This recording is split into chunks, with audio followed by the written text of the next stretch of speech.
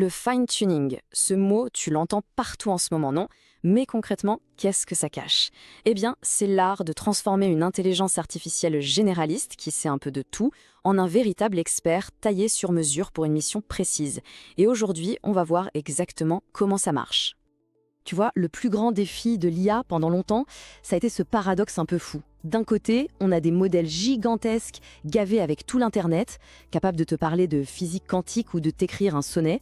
Mais de l'autre, essaye de lui demander d'appliquer une procédure interne de ta boîte ou de comprendre le jargon hyper pointu d'un médecin. Et là, c'est la panne sèche.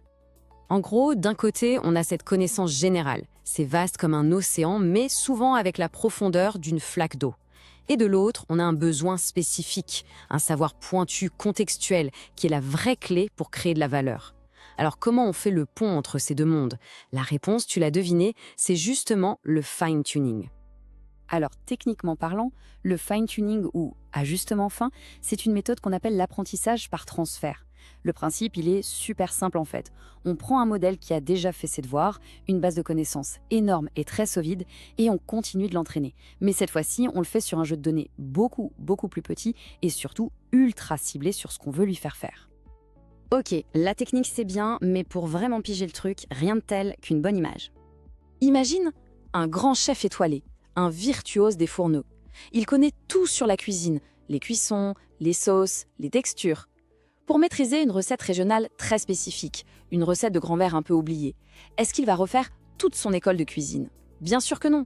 Il va utiliser son immense talent, toutes ses bases, et simplement, il va l'adapter. Il va ajuster un ou deux ingrédients, une technique de cuisson. Le fine-tuning, c'est exactement ça. On ne repart jamais de zéro. On adapte une immense savoir-faire à une nouvelle saveur. Et cette idée, attention, elle ne sort pas de nulle part. C'est le résultat de décennies de recherche.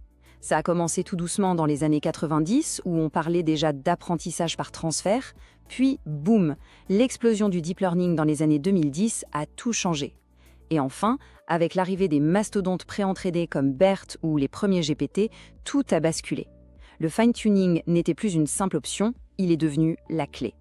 Du coup, si on résume notre recette pour un fine-tuning réussi, il nous faut 3 ingrédients essentiels. D'abord, le plat de base, notre modèle pré-entraîné, notre fameux chef.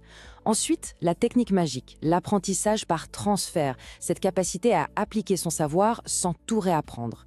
Et enfin, la touche finale, la tâche en aval, notre fameuse recette régionale à maîtriser. Ça peut être analyser des contrats, répondre à des mails clients, n'importe quoi.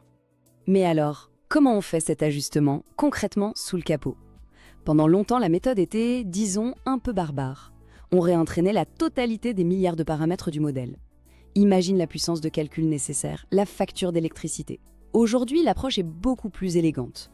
On ne touche plus au cœur du modèle, à sa connaissance générale, on la gèle en quelque sorte. Et on vient juste brancher dessus de toutes petites couches de neurones, des adaptateurs, et ce sont uniquement eux qu'on va entraîner. C'est chirurgical et c'est infiniment plus malin. Et cette approche chirurgicale, elle a un nom un peu technique mais super important, le PEFT pour Parameter Efficient Fine-Tuning.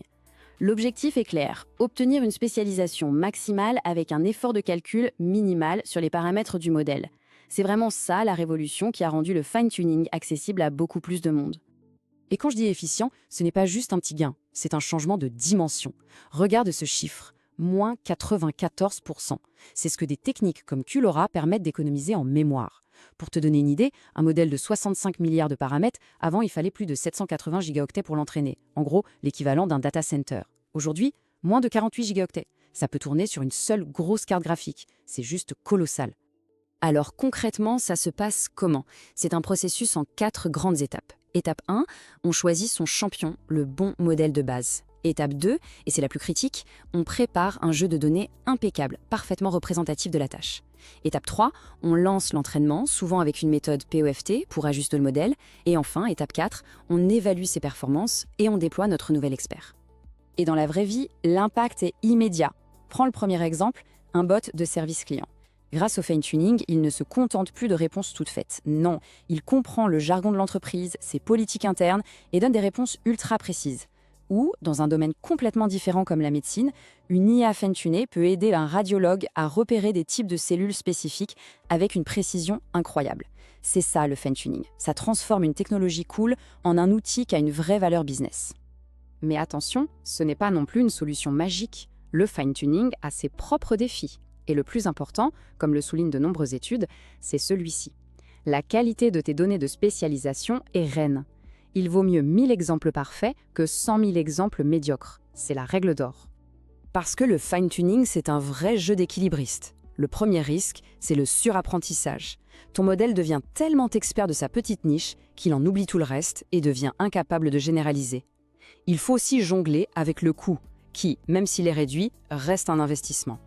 Et surtout, il faut maintenir l'équilibre grâce à la qualité des données. La règle ne change jamais. Si tu donnes des données médiocres à ton IA, tu obtiendras un expert médiocre. Ce qui nous amène à une question de fond pour l'avenir. Est-ce que la course au modèle toujours plus gigantesque est la seule voie à suivre? Ou est-ce que le véritable enjeu, maintenant, c'est de maîtriser l'art de sculpter ces géants de la connaissance, de les façonner pour en faire une infinité d'experts, chacun parfaitement adapté à sa mission? Le fine-tuning suggère que la deuxième option pourrait bien être la plus prometteuse.